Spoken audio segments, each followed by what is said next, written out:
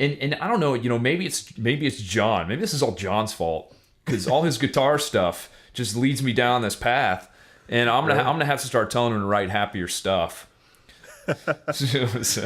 Well, I mean, I was thinking, when you talked about being a spiritual guy, and that's, I would think, how I would kind of describe myself, but how do you keep the darkness at bay, which is kind of a weird question, but we have to, because I think it's either out there or it's inside of us or it's wherever, but I always think it's sort of lurking around the corner, Well, it is, and I used to have a really seriously bad temper, and it's just one of those things that as I've grown up, I just realized it's not worth it.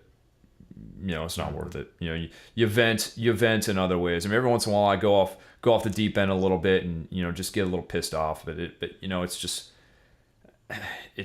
a complete waste of time as far as I'm concerned. Yeah. It's destructive. And, yeah. A complete waste of time. And I'm just grown tired of it.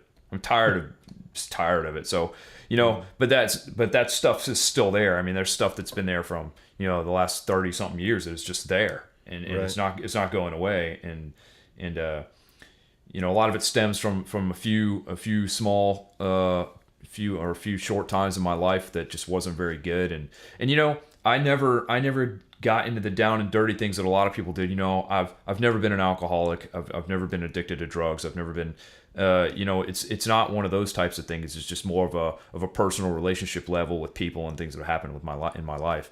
Yeah. But for me to keep it out is become fairly simple. I just look at it. I have pictures of my little boy everywhere.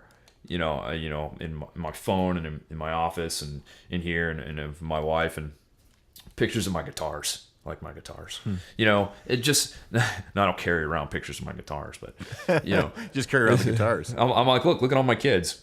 No, but I just don't think about it.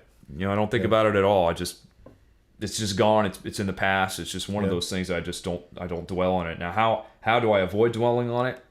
Like I said, I don't drink that much. I enjoy beer. I'm a huge beer fan, but I don't overly drink. And if you ask my wife, every time I drink, I do get back to these things. Really? And interesting. Yeah. And I'm terrible. I'm such a weenie, man. I'll start crying I'll get pissed drunk and just start crying.